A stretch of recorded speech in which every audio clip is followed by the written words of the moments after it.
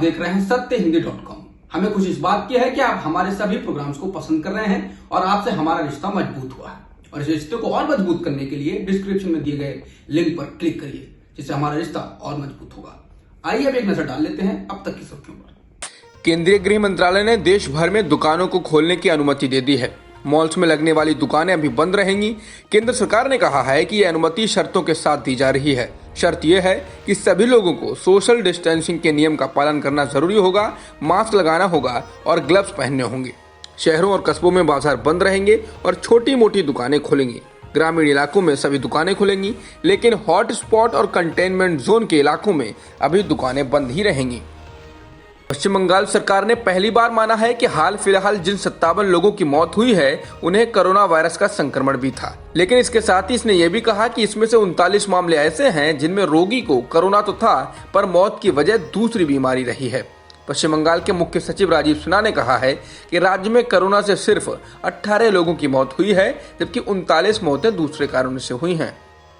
देश के 101 पूर्व नौकरशाहों ने पत्र लिखकर मुसलमानों का उत्पीड़न किए जाने का मुद्दा उठाया है। यह पत्र सभी राज्यों के मुख्यमंत्रियों और केंद्र शासित प्रदेशों के उपराज्यपालों के नाम लिखा गया है। पत्र में कहा गया है कि देश के कुछ हिस्सों में मुसलमानों के उत्पीड़न की खबर आई है और दिल्ली के मरकज निजामुद्दीन में हुए तबलीगी जमात के कार्यक्रम के बाद इस तरह की खबरें ज्यादा आई हैं। ये पत्र प्रधानमंत्री नरेंद्र मोदी को भी भेजा गया है।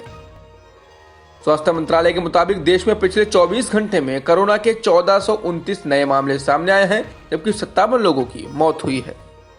देश में अब तक कोरोना वायरस से 24,506 लोग संक्रमित हो चुके हैं। कोरोना वायरस की चपेट में आकर 775 लोगों की मौत हो चुकी है। दूसरी ओर 5063 मरीज इलाज के बाद ठीक भी हुए हैं।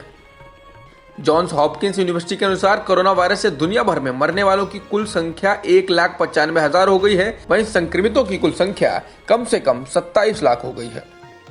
अमेरिकी फूड एंड ड्रग एडमिनिस्ट्रेशन ने डॉक्टरों को मलेरिया की दवा हाइड्रोक्सी क्लोरोक्विन के इस्तेमाल नहीं करने की चेतावनी दी है।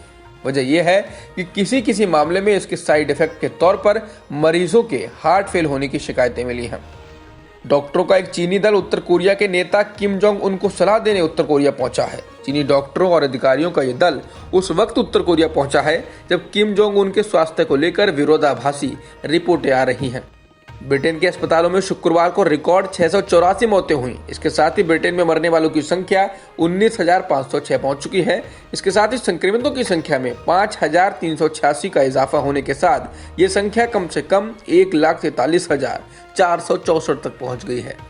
मीडिया रिपोर्टों के मुताबिक इटली में अगले 4 हफ्तों तक सरकार लॉकडाउन में छूट देने जा रही है, लेकिन इसकी सरकार की ओर से कोई आधिकारिक पुष्टि नहीं हुई है। यह यूरोप के किसी देश में लगा अब तक का सबसे लंबा लॉकडाउन है।